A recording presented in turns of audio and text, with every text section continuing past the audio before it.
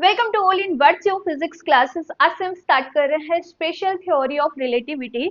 यहाँ से first topic है postulates of special theory of relativity. सबसे पहले क्वेश्चन देखेंगे।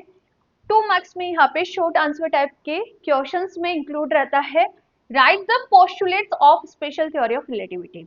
स्पेशल थ्योरी ऑफ रिलेटिविटी के आपको पोस्टुलेट्स यहाँ पर लिखने हैं, ठीक है।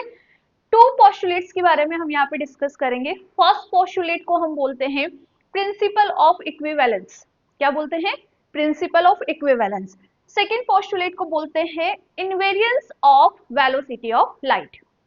फर्स्ट बात आपको ये ध्यान रखनी है, दोनों ही postulates inertial frame of reference के लिए एप्लीकेबल है। ये specific only inertial frame of reference के लिए ही एप्लीकेबल है। दैट्स व्हाई इसे हम स्पेशल थ्योरी ऑफ रिलेटिविटी बोलते हैं, ठीक है। अब क्या है first postulate? Principal of equivalence. क्या होता है इसका? सिंपल सा स्टेटमेंट है, जितने भी फिजिकल लॉज है या हम बात करें law of nature, inertial frame of reference के लिए सेम रहेंगे। कितने भी इनर्शियल फ्रेम ऑफ रेफरेंस हो, जितने भी all inertial frame of reference, ठीक है, जितने भी इनर्शियल फ्रेम ऑफ रेफरेंस है उनके लिए लॉ ऑफ नेचर सेम रहते हैं, या फिर हम बात करें फिजिकल लॉज क्या रहेंगे? सेम रहेंगे। इस पोस्टुलेट को ही हम प्रिंसिपल ऑफ इक्विवेलेंस बोलते हैं, ठीक है। सेकेंड पोस्टुलेट क्या है? जितने भी इनर्शियल फ्रेम ऑफ रेफरेंस होंगे वहां पर speed of light her direction में सेम रहेगी, ठीक है। इसे हम बोलते हैं invariance of velocity of light. Depend नहीं करती ऑब्जर्वर का स्पीड क्या है, डिपेंड नहीं करेगी कि सोर्स का स्पीड क्या है।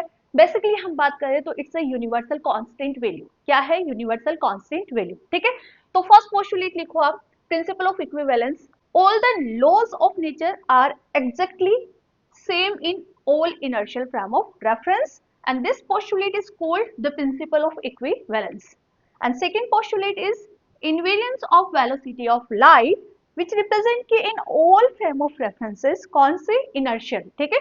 in all inertial frame of references the velocity of light is same in all directions, ठीक है। it does not depends on motion of source and observer, ठीक है। It's a universal constant value. और पता ही होगा आपको कि क्या होता है स्पीड ऑफ लाइट। जल्दी से कमेंट सेक्शन में कमेंट करके बताना कि स्पीड ऑफ लाइट हम क्या लेकर चलते हैं।